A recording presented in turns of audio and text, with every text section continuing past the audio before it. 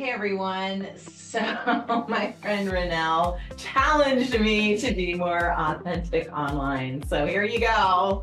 Baseball cap, no makeup, I'm sweaty. Yeah. I had a really amazing weekend, which I'll get into all those details later. But one thing that came up a lot was the power of claiming our names. And I'm literally looking at myself right now. I'm wearing my mom's baseball cap, and it reminds me how she was very insistent that you call her Dolores. It was not Dottie, it was not Doherty, it was not Doll. I don't think anyone ever called her Doll.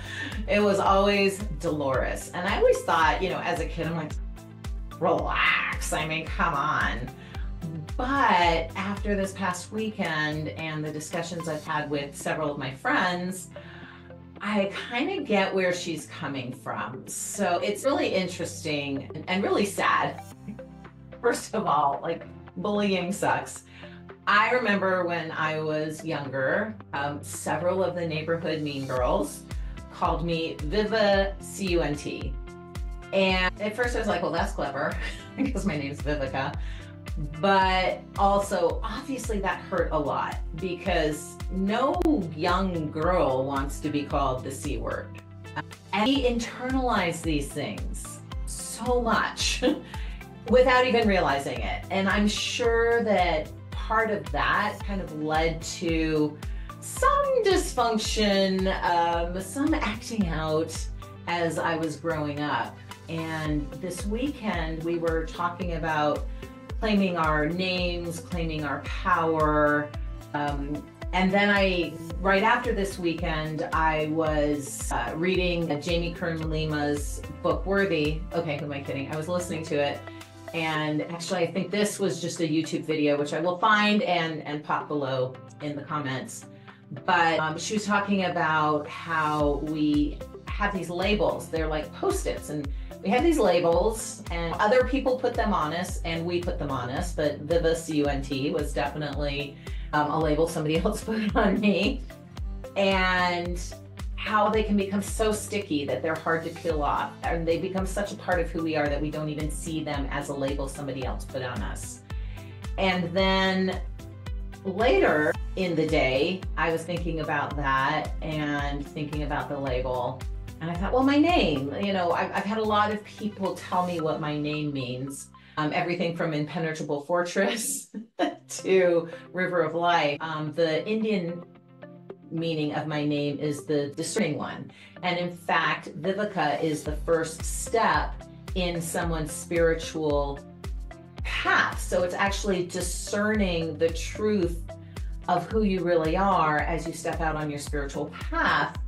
And then I was blown away because in fact, that's the work I do with other people, and it's the work I had to do with myself first before I started this pivot into this new career. I had to find, where is my truth and how can I explore that, and where can I find that? And of course, it's by going within. Oh, that was interesting. That was really interesting. That just popped up over there. Okay, whatever. I love the universe. It's so cool. As I was sharing this with some friends of mine, my magnificent friend Samantha said, well, actually, and also there is the goddess Kunti.